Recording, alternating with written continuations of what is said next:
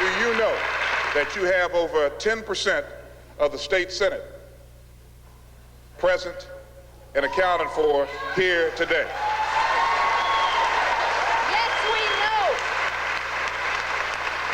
know. Do you know that what you are down here asking your state government to do will in fact happen because of your involvement in state government? There's two ways of looking at a rally. One is that you look at the event itself. But the other way you can look at it is also you see the action in terms of not just what you do, but in terms of the reaction. So the question I ask myself is, 6 months from now, after that rally, how will Royce West think about what happened today? What I think today kind of demonstrated is that there is an enormous amount of support for this initiative, okay? There was, I thought, a clear exchange of power. I thought Commissioner Moses was emboldened, challenged by having as many reps and as many senators there, and I thought your statements were powerful. I particularly liked when rodents turn into rats, okay?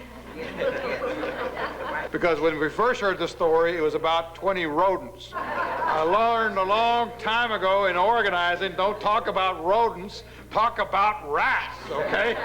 Ugly, dirty, filthy rats, okay? All right, thank you very much.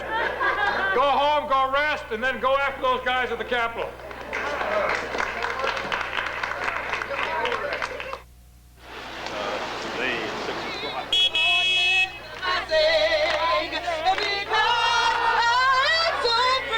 After years of hard work and negotiations with 3 separate city administrations, EBC triumphantly held a groundbreaking ceremony for the new Nehemiah homes on October 2nd, 1996. This is about people like me that would never have been afforded an opportunity for home ownership had it not been for EBC. And those of you that are going to own these homes, listen to this. The belief that the answers to all your problems after you get your homes are in your hands and in your minds to solve. That's what this is about. This didn't start with the City of New York supporting you. You made the City of New York support you because you were right in what you were doing and forcing others to notice because of the good work that you're doing.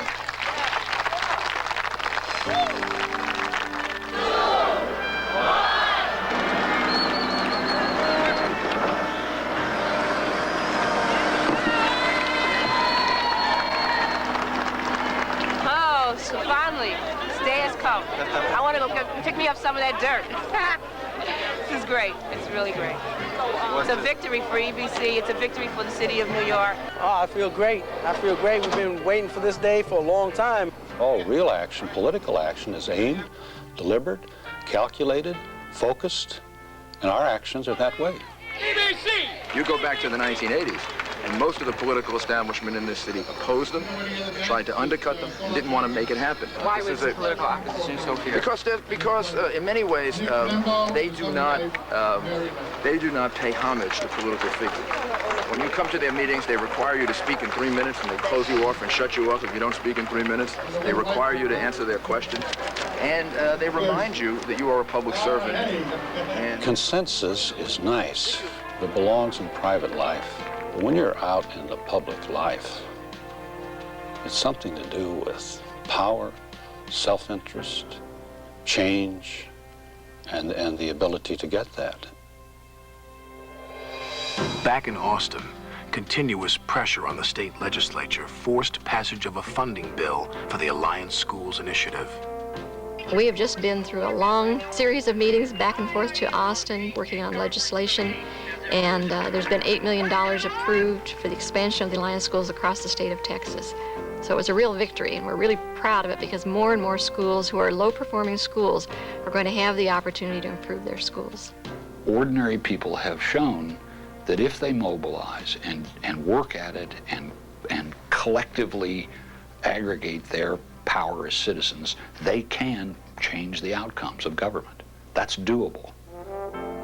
Power concedes nothing without demand. It's as true today as when Frederick Douglass wrote about it and Saul Alinsky organized for it.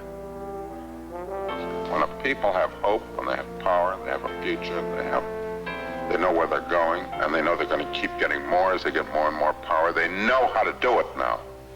They know how to function as citizens in a democratic process. I just don't think that we can lead our lives in isolation. And I think that making the world richer and better is not looking just for my own self or for my family, but I think it's looking out for the community and what can be done in the community. Without organized people, you're going to really have communities that are just going nowhere. It's the people. That's the key. The people. That's the key. Organized. For these citizens, the democratic promise is not found in political party tickets, nor does it hinge on a Supreme Court decision or an act of Congress. There can be no democracy unless it is a dynamic democracy, said Saul Alinsky. It is not a formula to be preserved like jelly. It is a process, a vibrant, living sweep of hope and progress which constantly strives for its objective in life, the search for truth, justice, and the dignity of man. So we're in the redemption business. You know, it's not revolution, it's redemption. We love democracy, and we love America, but we're just critical lovers.